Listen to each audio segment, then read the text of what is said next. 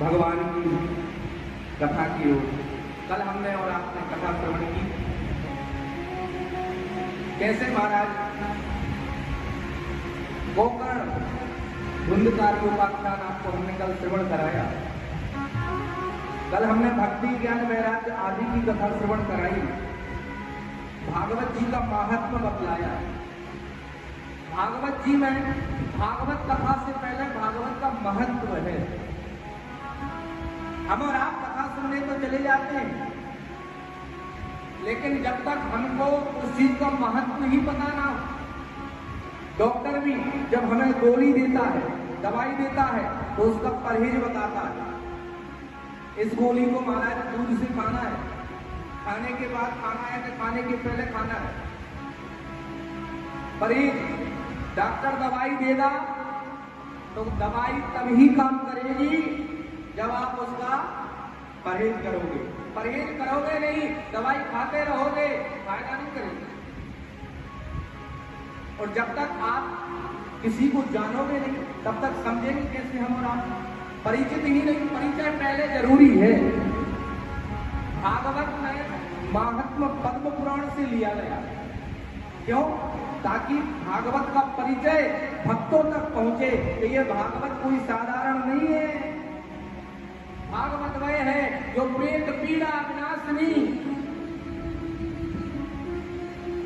भक्ति ज्ञान वैराग्य भी जिसकी शरण में आकर के महाराज नृत्य करते हैं।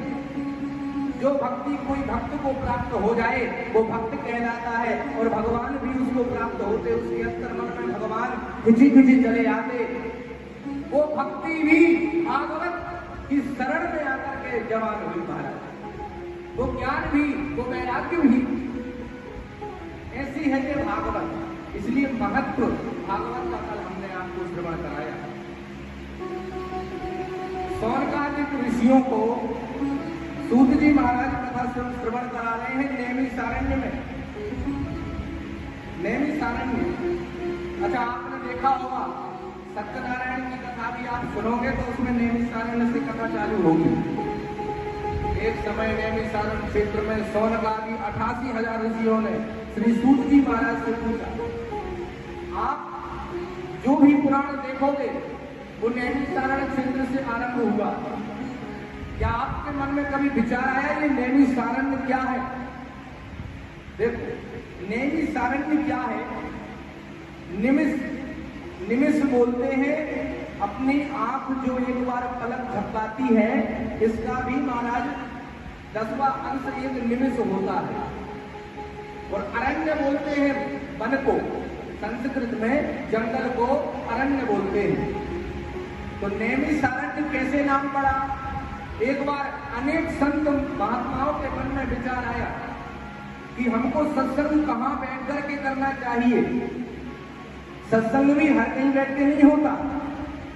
सत्संग सुंदर जगह पर हो, पवित्र स्थान पर हो, सत्संग हर कहीं बैठ के नहीं कर सकते।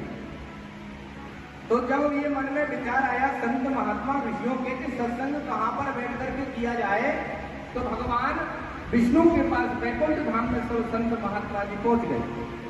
महाराज आप हमें कोई ऐसा स्थान बताइए जहां बैठ करके हम आपकी कथा का गुणगान करें और कथाओं का महाराज गुणगान करते हुए सत्संग करें।